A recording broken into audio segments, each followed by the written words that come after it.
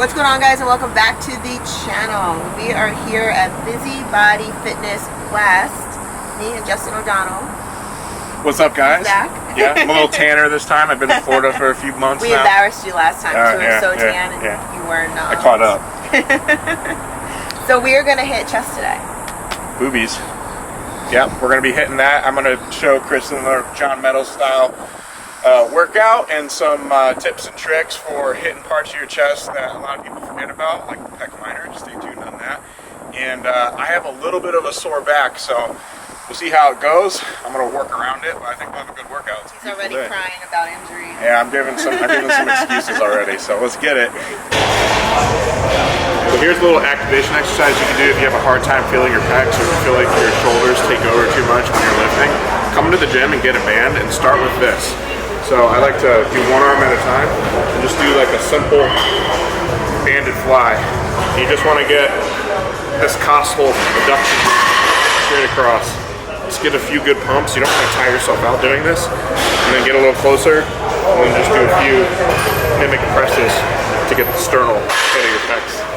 Get those fibers going so you can start making that mind-muscle connection. And just do the other arm. You do like 2 or 3 little rounds like that, your chest will be nice and activated, so when you go to your dumbbell work and your barbells, your chest will be feeling it. You don't have to waste time with warm-up weights.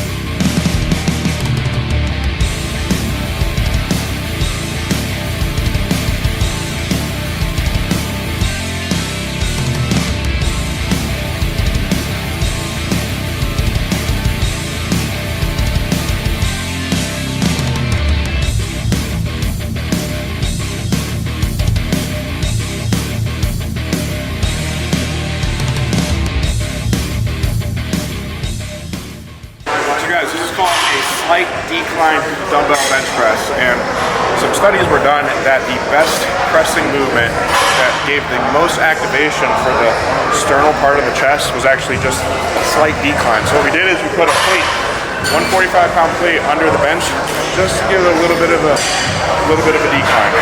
And what I like about that is it lets you really handle some weight that's easy on the joints to start your workout. And a John Meadows workout, you usually want to do something a little easy on the joints before you move to your power movement.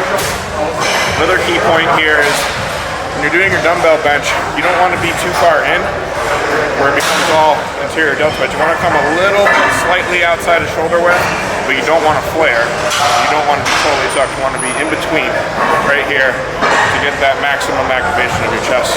So right here, and then bring it in together. That's what we're going for.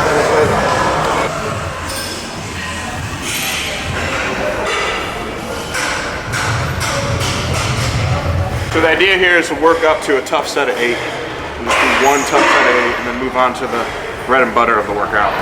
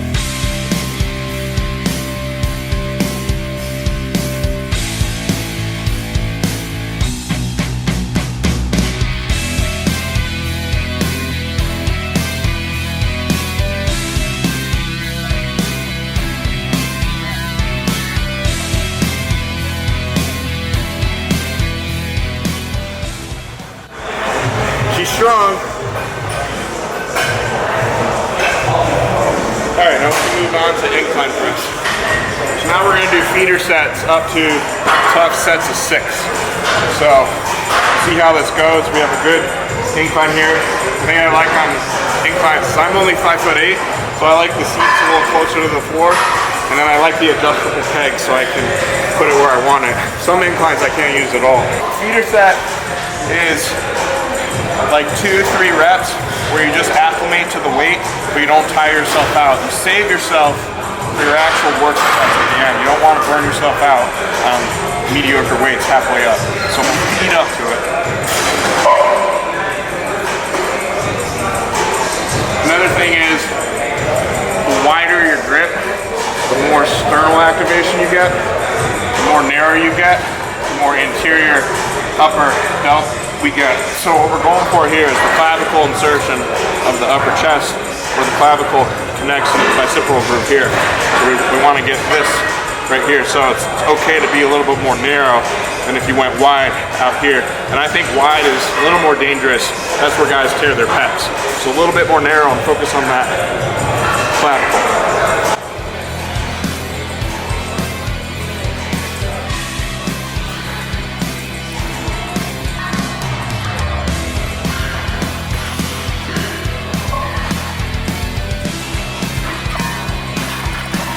Again, don't waste your time with the baby weights.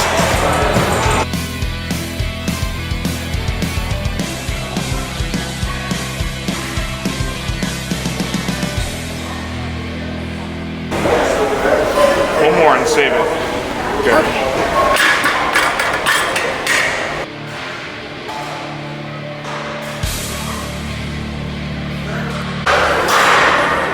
When you're doing your feeder sets, it's okay to go a little bit more quickly between sets. But once you get to your working sets, almost all studies suggest you should wait at least 3 minutes before doing your next set. That's the ideal amount of recovery time to recuperate your ATP to do your next working set. But during feeders, you go more quickly.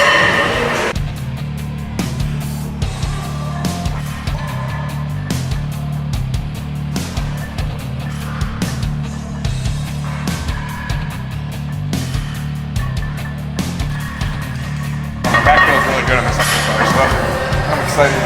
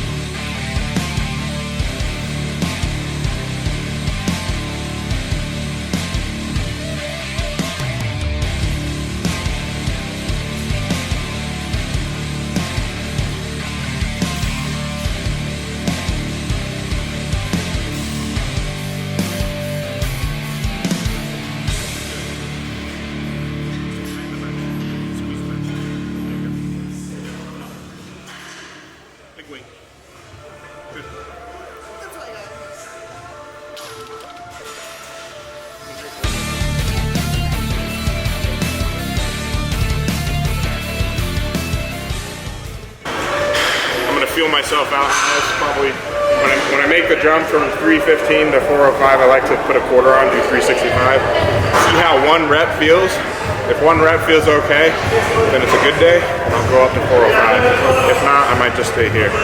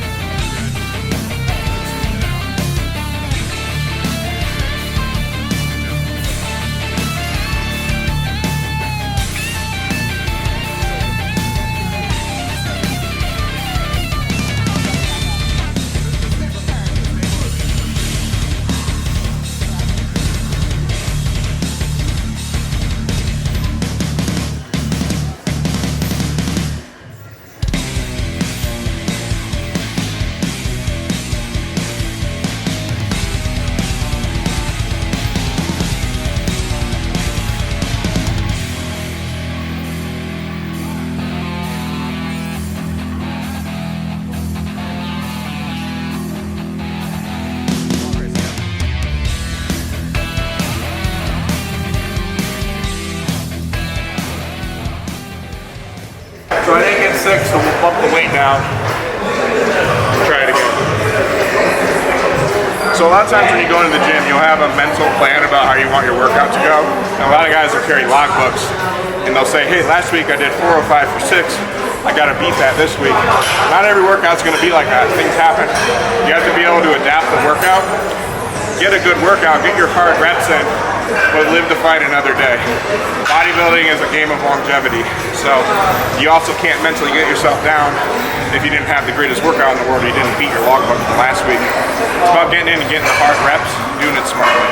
So that's what we're doing today.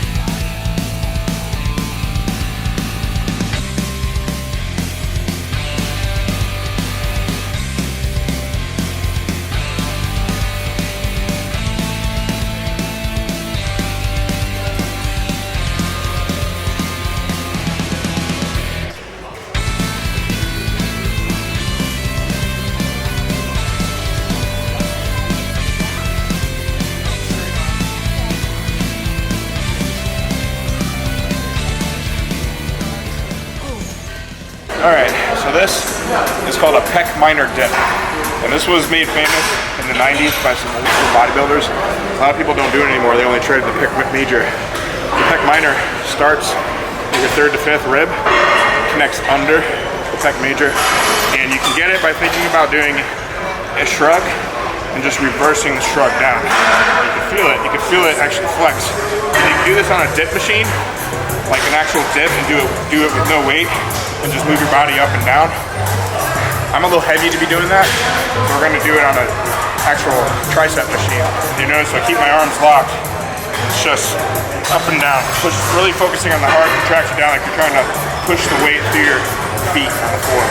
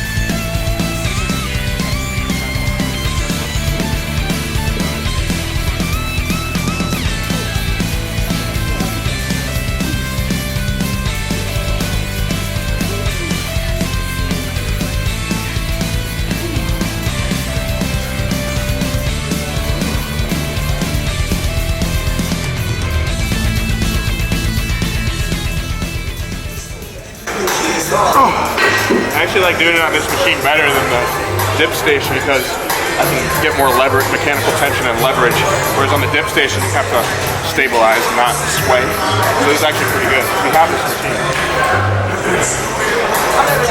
Alright, it was on 120, so.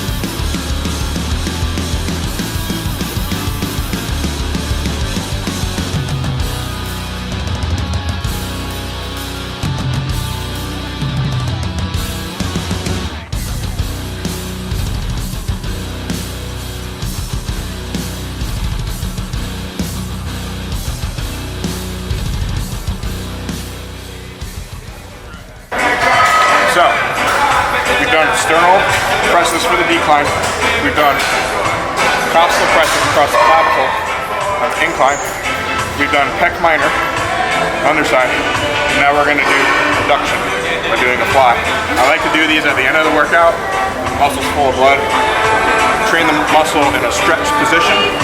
It's a Meadows tenet. I like to do that with pretty much every workout. We're going to come on here and do about 3 sets of 12 or so, make them hard reps, finish off the chest, and we'll be out of here.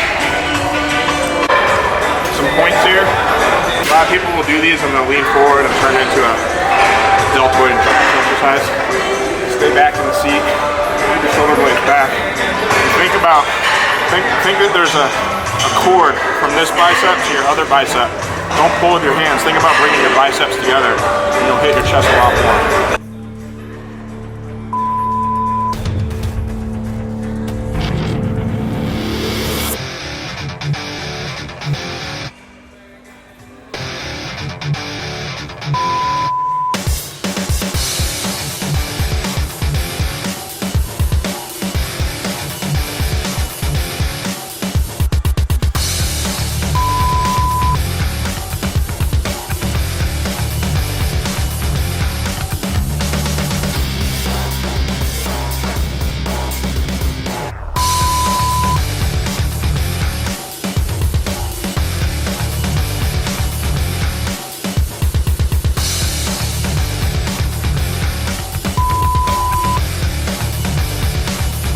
Do 2 sets like that.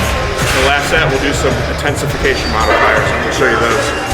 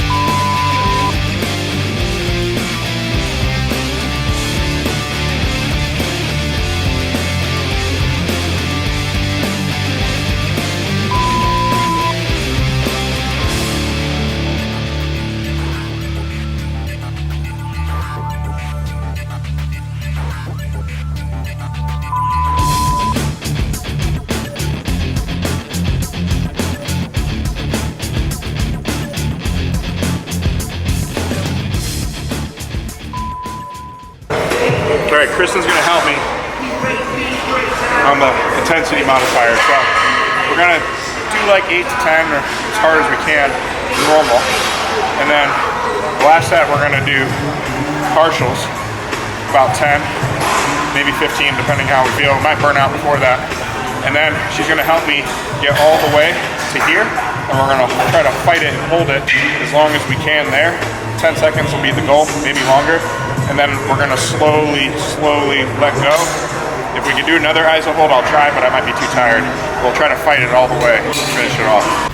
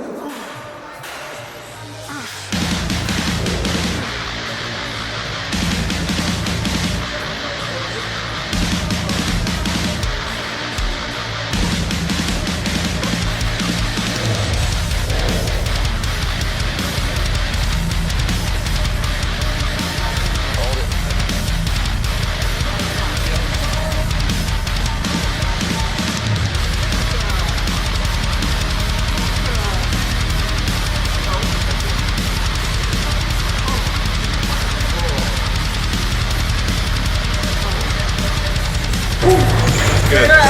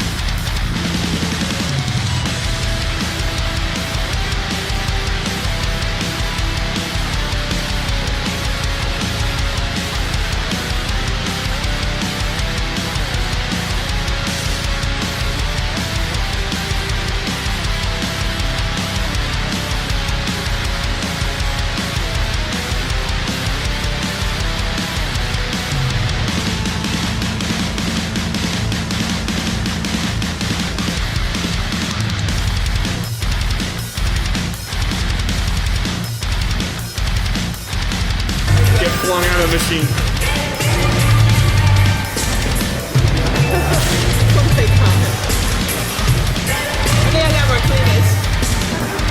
Alright, that's a wrap. Justin, feel nice and pumped now. Yeah. Good dinner pump. I can actually feel the inflammation. Like up in there. Yeah, you can see it. Some striations. Oh, really? Yeah.